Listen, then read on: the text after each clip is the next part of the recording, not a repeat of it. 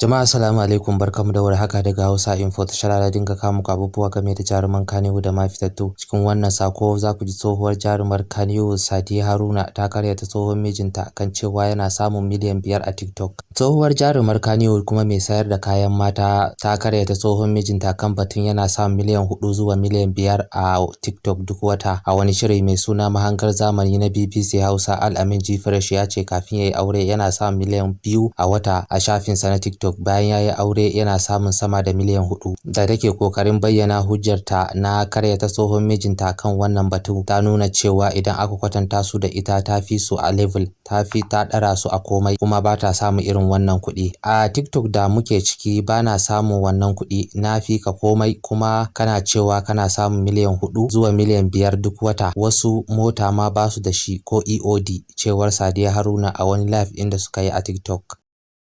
Mamana, serious talk, Allah ya miki albarka. Wai sai ka ga mutum wai miliyan 4 miliyan 5 a wata, a wubila zan haka.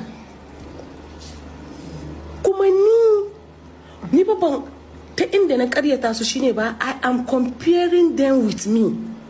A komai wa'annan mutanen na dara su irin irin level din ma ba iri daya bane.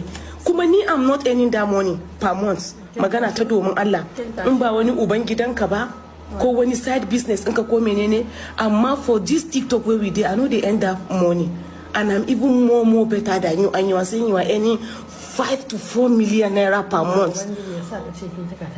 Wasu ma ko mota ba su da shi ko to ma sauraro, kasance da Hausa Info domin samun abubuwa game da jaruman Kannywood da ma fitattu. Kar ku manta ku danna subscribe. Mun gode.